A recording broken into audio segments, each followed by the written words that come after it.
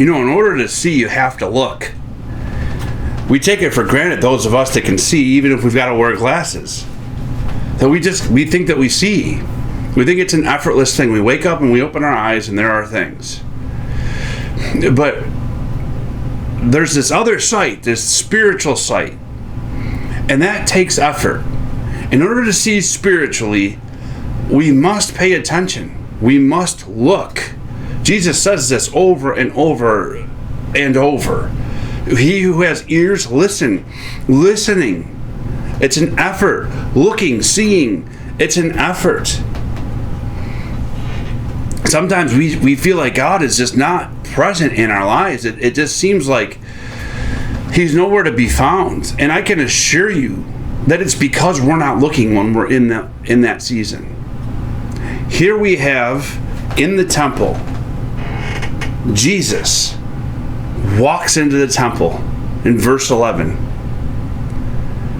And it's late in the day, and so you would imagine that people that are in the temple, that are vendors and all this, they're closing down for the day. They're busy counting money and closing down, getting prepared for the next day. This is a very busy time. It's Passover, so it's very busy. And they've got stuff to do, and they're fixated on their things to do in their life.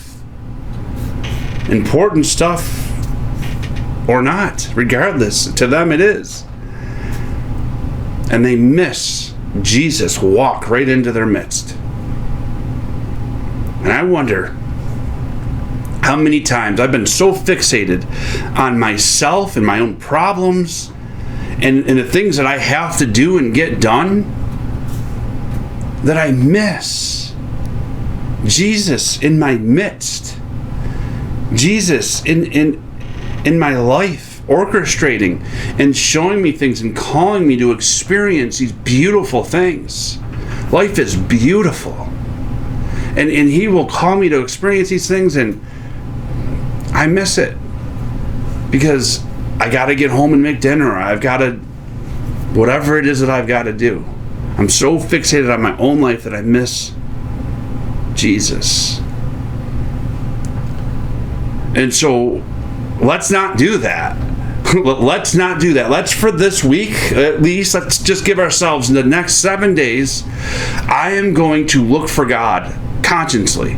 I'm going to make effort, and I'm going to ask Him in prayer to help me to see, reveal yourself to me throughout my day, all day long, constantly aware, looking for God. This is a wonderful habit to get into, because this is what's required to flex those spiritual eye muscles so that we might continue in the most mundane of situations to see the glory of God, because He is all around at all times, constantly engaging with us.